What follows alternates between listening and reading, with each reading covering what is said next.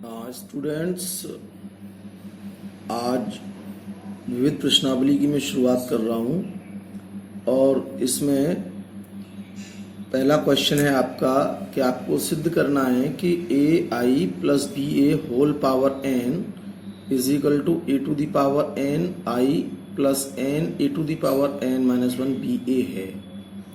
ये ए और बी दोनों स्केलर हैं, जहाँ ए जो मैट्रिक्स है वो 0 1 0 0 है, आई एक आइडेंटिटी मैट्रिक्स है। आपको ये सिद्ध करना है इसके लिए। तो मैं इसका आपको सॉल्यूशन देता हूँ, जरा देखें इसे। ये हम गणितीय आगमन सिद्धांत से सॉल्व करेंगे। गणितीय आगमन सिद्धांत आप जानते ही हैं कि किसी दिए गए कथन को आपको सिद्ध करना होता है n बराबर a के लिए, फिर माना जाता है कि दिया गया कथन n बराबर k के लिए सत्य है, फिर हम उसी कथन को n बराबर k प्लस 1 के लिए सत्य सिद्ध करते हैं। तो क्वेश्चन आपका ये है कि आपको एक मैट्रिक्स दे रखी है 0 1 0 0 और उस कथन को हमें सिद्ध करना है।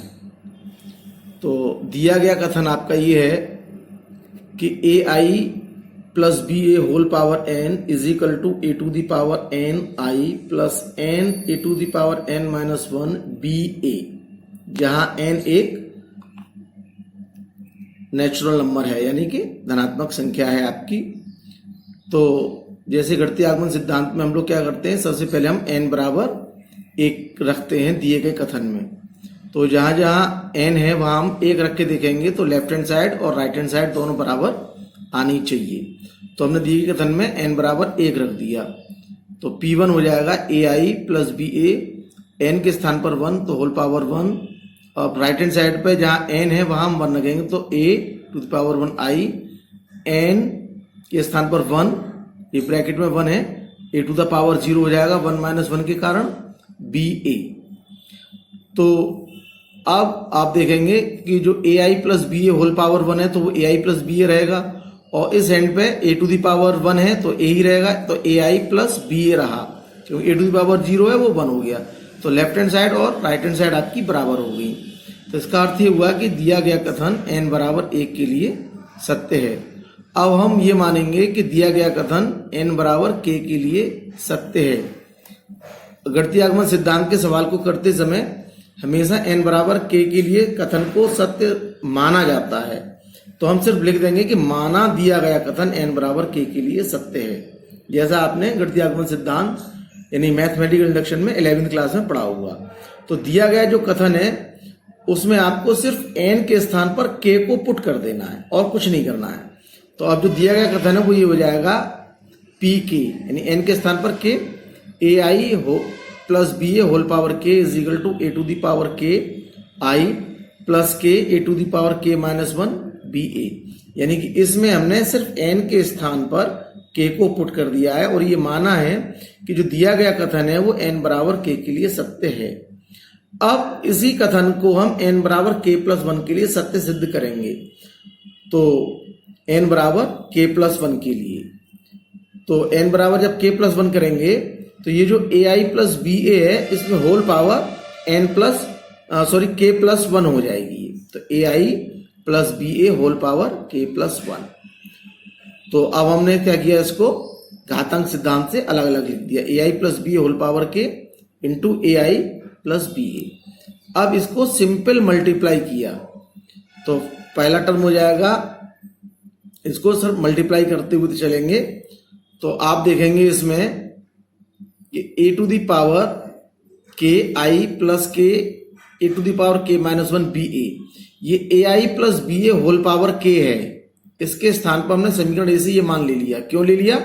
क्योंकि हमने ये माना है कि दिया गया जो कथन है वो n बराबर k के लिए सत्य है, अर्थात इस ब्रैकेट का जो मान है वो ये होगा।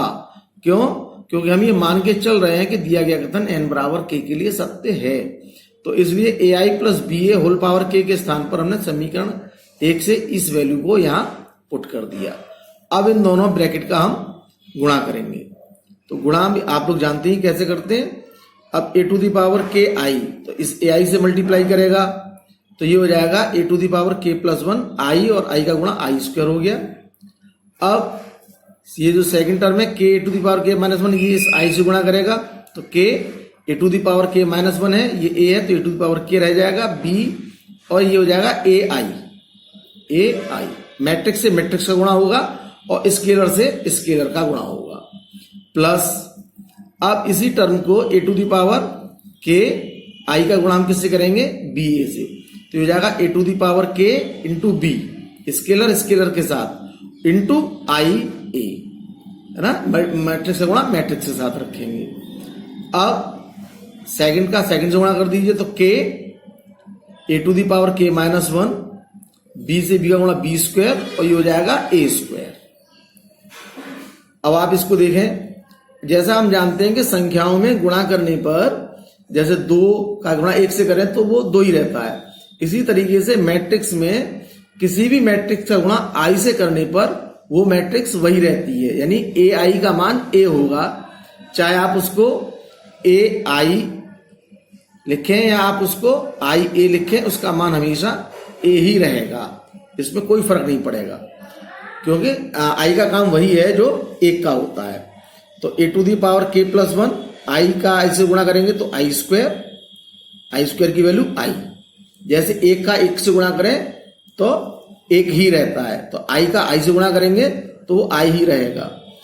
उसी तरह से k A to the power k b, a i का मतलब a, यानी a का आइडेंटिटी मैट्रिक्स से गुणा किया तो a ही रहा, A to the power k b, i का a से गुणा किया तो a रहा। अब k A to the power k minus one, b square a square. अब हम इस a स्क्वायर को चेक करना चाहते हैं कि ये स्क्वायर है क्या, तो हमें जो मैट्रिक्स दे रखी है हमने उसका गुणा कर दिया a स्क्वायर निकालने के लिए, तो a स्क्वायर यानी a इंटू ए, जब इसका गुणा किया तो इस तरीके से ये सारे चारों एलिमेंट 0 हो गए, यानी ये क्या मिल गई आपको, नल मैट्रिक्स।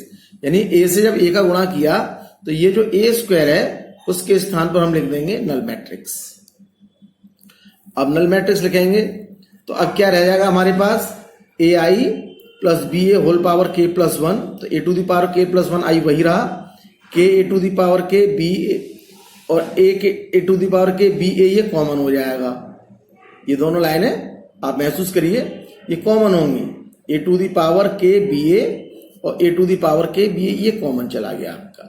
तो अब आपके पास क्या बचा, तो ये A to the power k B A common चला गया, तो बचेगा ब्रैकेट में k प्लस वन, और ये ए स्क्वायर है, ए स्क्वायर की वैल्यू नल मैट्रिक्स है, और नल मैट्रिक्स में को आप किसी के संग जोड़ें या घटाएं तो उससे कोई प्रभाव नहीं पड़ता है, तो अगले स्टेप में वो हमने उसके यहां से हटा दिया। तो आपके पास क्या बचा, A to the power k plus one I, k plus one A to the power k B A, ये सब मैट्रिक्स है बेटा, संख्या नहीं है। तो अब आप इस चीज को महसूस करिए कि आपको जो कथन दे रखा था उस कथन में n के स्थान पर आपको यहाँ k प्लस वन प्रतीत हो रहा है, यानी कि जहां n है वहां पर आपको k प्लस वन नजर आ रहा है।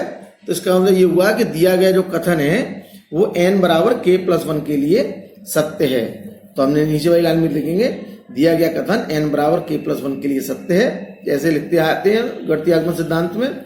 अतः दिया गया कथन n के सभी धनात्मक मानों के लिए सत्य है, अर्थात यानी A I plus B A whole power n की जो वैल्यू है वो A to the power n I plus n A to the power n minus one B A के बराबर होगी, जहां a का मान 0 1 0 0 है। तो उम्मीद करता हूं कि आपने गणितीय आगमन सिद्धांत पढ़ा होगा, तो ये चीज आपको बहुत मुश्किल नजर नहीं आ रही होगी। मैं बता दे रहा हूं, n बराबर k के लिए देखते हैं, उसमें लेफ्ट हैंड साइड और राइट हैंड साइड दोनों बराबर आती हैं। फिर k के लिए हम उसको सत्य सिद्ध मान लेते हैं, फिर k प्लस वन के लिए हम उसको निकालते हैं। तो जो कथन दिया जाता है उसमें आपको n के स्थान पर k प्लस वन दिखना चाहिए सेपरेट, है ना। तो यहाँ देखिए ये n आ रहा है ना, तो यहाँ आपको k प्लस वन दिख रहा है, यहाँ ए टू दी पावर n है तो यहाँ k प्लस वन दिख रहा है, ये n है तो यहाँ k प्लस वन दिख रहा है, ये A to the power n minus one है तो n के स्थान पर k प्लस वन रखेंगे तो ये k बचेगा सिर्फ, तो k आ रहा है, तो ए टू पी। इस तरीके से ये क्वेश्चन आपका सॉल्व होता है, और उम्मीद करता हूं कि आपको समझ में भी आया होगा। अब बेटा आपका क्वेश्चन नंबर आता है सेकंड, वो भी गणितीय आगमन सिद्धांत से आपको सॉल्व करना है, और सरल क्वेश्चन है, उसमें भी ऐसी कोई खास बात नहीं है। क्वेश्चन आपका ये है कि आपको ये दिया गया है कि एक मैट्रिक्स है ए 1 1 1 1 1, यानी इसके सभी एलिमेंट 1 1 है। तो आपको सिद्ध करना है कि a to the power n हो जाए तो ये सभी element 3 to the power n minus 1 हो जाएंगे। तो इसको भी हम गणितीय आगमन सिद्धांत से सिद्ध करेंगे। क्या लिखेंगे हम कि एक मैट्रिक्स दे रखी है ए, ये दिया गया कथन हो गया p n A to the power n इसके बराबर है, ये दिया गया है कथन, ये हमारा कथन कहलाता है। तो अब हम क्या करेंगे कि दिए गए कथन में n बराबर 1 रखेंगे। तो जैसे ही हमने n बराबर 1 रखा तो ये p1 हो जाएगा और यहाँ ए टू दी पावर 1 हो जाएगी, यानी a ही रहेगा वो। अब यहाँ n 1 1 रखेंगे तो ये 1 माइनस 1 1 माइनस 1 ये सभी 1 माइनस 1 हो जाएंगे, तो सब में 3 टू दी पावर 0 हो जाएगी। और आप जानते हैं किसी की पावर 0 होती है तो 1 1 1 में कन्वर्ट हो जाता है। तो इस तरीके से सारे एलिमेंट 1 1 1 हो गए। तो यानी कि 1 1 यानी कि ये मैट्रिक्स ए आ गई, यानी ए टू दी पावर 1 की वैल्यू ए हो गई, यानी कि दिया गया कथन n बराबर 1 के लिए सत्य है। फिर हम वही मान लेते हैं क्या कि n का मान जो दिया गया कथन है वह n बराबर k के लिए सत्य है, यानी इसमें n के स्थान पर हम क्या रख देंगे k, और ये मानेंगे कि ये जो रिलेशन है वो अपने आप में ट्रू है। तो हमने कुछ नहीं बेटा A to the power k बराबर रख दिया, तो सब जगह 3 to the power k minus 1, यानी सभी जो 9 एलिमेंट हैं सबकी जगह पर हमने 3 to the power k minus 1 put कर दिया और ये माना कि ये सत्य है। तो अब हम इसको सिद्ध करेंगे कि ये A to the power k plus 1 के लिए कैसा हो, यानी कि जहां पर आपको n दिख रहा है वहां आपको k प्लस 1 दिखना चाहिए। तो हमने लिख लिया A to the power k plus 1। अब इसको घातांक सिद्धांत से तोड़ दिया, A to the power k into A. अब A to the power k तोड़ दिया तो ए टू दी पावर k क्या है, ये वाला। तो आपको गणितीय आगमन सिद्धांत में आपको पता होगा कि जब भी हम k प्लस 1 के लिए सत्य सिद्ध करते हैं तो n बराबर k का जो स्टेटमेंट है उसका यूज करते हैं। तो इसका ए टू दी पावर k की वैल्यू ये है, क्योंकि ये सत्य है तो इसलिए हम ए टू दी पावर k के स्थान पर इसको लिख सकते हैं। और ए ये हमारी मैट्रिक्स दी गई है। अब हम इनका गुणा करें तो गुणा करने पर आपको कुछ अलग सा नजर नहीं आएगा। मैंने गुणा करके यहां दिखा दिया, जरा देखें। जैसे आप इन दोनों का गुणा करेंगे मैट्रिक्स का, इस रो का गुणा इस कॉलम से होगा, तो ये 3 to the power k plus 1 से गुणा हो गया, प्लस फिर इस 3 टू दी पावर k का इस 1 से गुणा होगा, ये आ गया, फिर प्लस इस 3 टू दी पावर k का इस 1 से गुणा होगा। इस तरीके से ये एक एलिमेंट तैयार हो गया आपका। अब इसी रो का गुणा इस सेकंड कॉलम से होगा, तो वो भी 3 to the power k minus 1 3 to the power k minus 1 3 to the power k minus 1 हो जाएगा। अब इसी रो का गुणा इस थर्ड कॉलम से होगा, तो वह भी बेटा 3 to the power k minus 1 3 to the power k minus 1 3 to the power k minus 1 हो जाएगा। इसी तरीके से ये सभी एलिमेंट इसी तरीके के आएंगे। तो 3 टू दी पावर k, अब इसको 3 बार जोड़ना है, तो इसकी जो वैल्यू है वो हो जाएगी 3 into 3 to the power k minus 1 3 into 3 to the power k minus 1 3 into 3 to the power k minus 1। अब घातांक सिद्धांत से हम जोड़ दें तो k एक इसका 1 और माइनस 1 अलग कर दिया।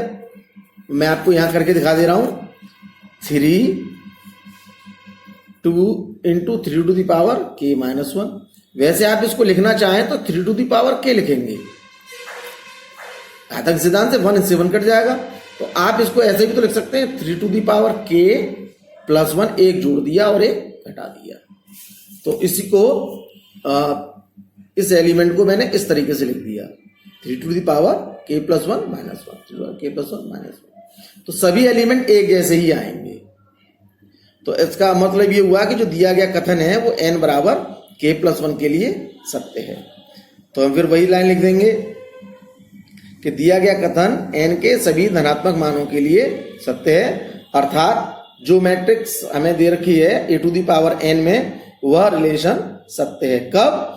जब दी गई मैट्रिक्स आपकी ये a बराबर ये दिए है तो ए टू दी पावर n का मान ये होगा, और ये n बराबर k प्लस 1 के लिए सत्य आई है, तो हमने लिख दिया कि ये n के सभी धनात्मक मानों के लिए सत्य है। इस तरीके से बेटा ये आपका दूसरा क्वेश्चन मैंने कंप्लीट कर दिया। अब स्टूडेंट्स आपका तीसरा क्वेश्चन वैसे ही है, आपको मैथमेटिकल इंडक्शन यूज करके करना है। अब मैं आपको चौथा क्वेश्चन करके दे रहा हूँ। क्वेश्चन ये है कि ए और बी दोनों सिमेट्रिक मैट्रिक्स हैं तो आपको प्रूफ करना है कि A B minus B A skew symmetric होगा। ए और बी सिमेट्रिक हैं तो आपको सिद्ध करना है कि A B minus B A skew symmetric होगा। तो अब जरा देखें ये क्वेश्चन क्या है।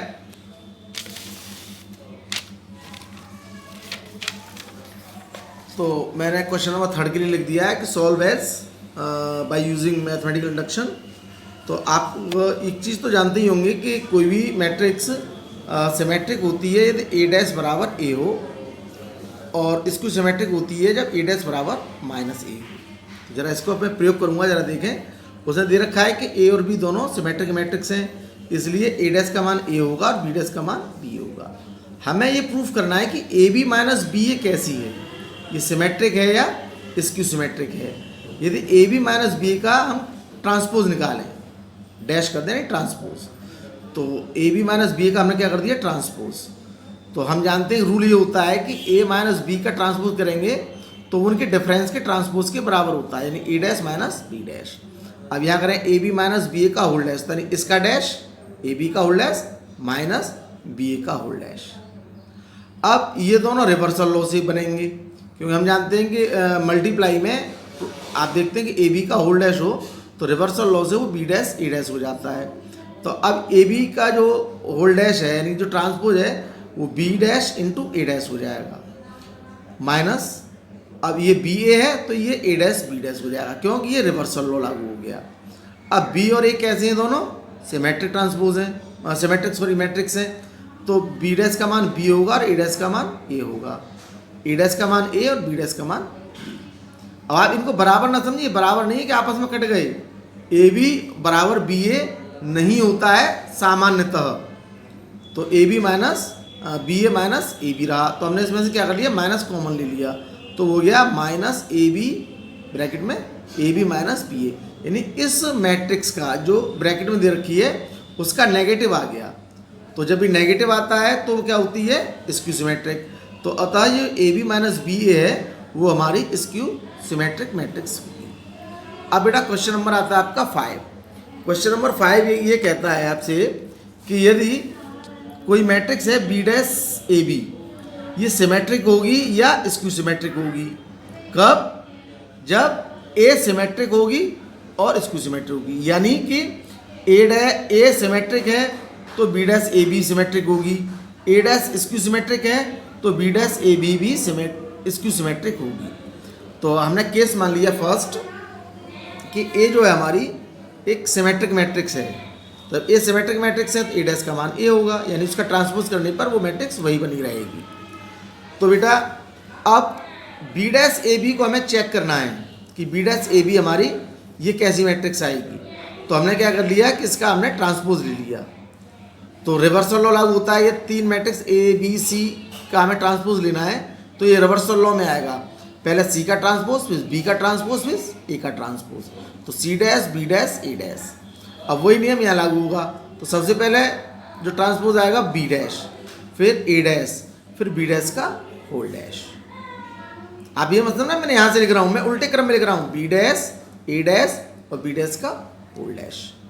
अब आप जानते हैं किसी मैट्रिक्स का ट्रांसपोज मैट्रिक्स वही रहती है, तो बी डैश ए डैश चूंकि ए सिमेट्रिक मैट्रिक्स है इसलिए ए हो गया, और बी डैश का दो बार ट्रांसपोज हुआ है बी का, डैश का डैश हो रहा है यानी डबल डैश, तो मैट्रिक्स वही रही।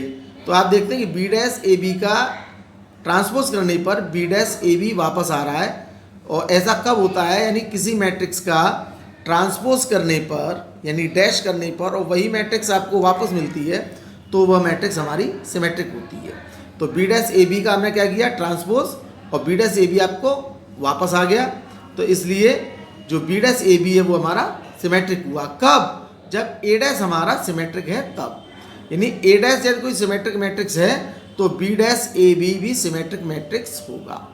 अब आता है केस सेकंड कि ए डैश ए जो है हमारी वो स्क्यू सिमेट्रिक मैट्रिक्स है। जब स्क्यू सिमेट्रिक मैट्रिक्स है तो ए डैश का मान माइनस ए होगा स्क्यू सिमेट्रिक की डेफिनेशन से। तो अब बी डैश ए बी को फिर चेक करना ये कैसी है, तो इसका फिर हमने दोबारा क्या कर लिया, इसका यहाँ पे ट्रांसपोज ले लिया, जैसे केस फर्स्ट में लिया था वैसे ही केस सेकंड में भी ले रहे हैं। तो वही रिवर्सल लॉ, पहले इसका ट्रांसपोज फिर इसका ट्रांसपोज नहीं, पहले बी का, फिर ए का, फिर बी डैश का। तो बी डैश, ए डैश, बी डैश का होल डैश। ये रिवर्सल में पहले इसका, फिर ए का, फिर बी डैश का। तो बी डैश के स्थान पर, ए डैश चूंकि स्क्यू सिमेट्रिक है तो माइनस ए आएगा इसके स्थान पर, और किसी मैट्रिक्स का दो बार ट्रांसपोज करने पर वो मैट्रिक्स वही रहती है, तो बी डैश का होल डैश बी रहेगा। अब हमने इसमें से जो माइनस है वो बाहर निकाल के लिख दिया, तो ये हो गया minus B dash A B. तो बी डैश ए बी का ट्रांसपोज करने पर आपको उसका नेगेटिव मिल रहा है, B dash A B, negative of B dash A B. तो बी डैश ए बी कैसा हुआ हमारा, स्क्यू सिमेट्रिक। तो कहने का अर्थ ये है कि यदि ए स्क्यू सिमेट्रिक मैट्रिक्स है तो बी डैश ए बी भी एक स्क्यू सिमेट्रिक मैट्रिक्स होगी। आप इसको दोबारा चाहें तो मैं दोबारा बता दे रहा हूँ, ये B dash A B symmetric है या स्क्यू सिमेट्रिक है, ये डिपेंड करेगा ए सिमेट्रिक है या स्क्यू सिमेट्रिक है। ए सिमेट्रिक है तो बी डैश ए बी भी सिमेट्रिक होगा, ए स्क्यू सिमेट्रिक है तो बी डैश ए बी भी स्क्यू सिमेट्रिक होगा। आप इसको समझने की कोशिश करना, समझ में आ जाएगा, ऐसी कोई खास बात नहीं है इसमें।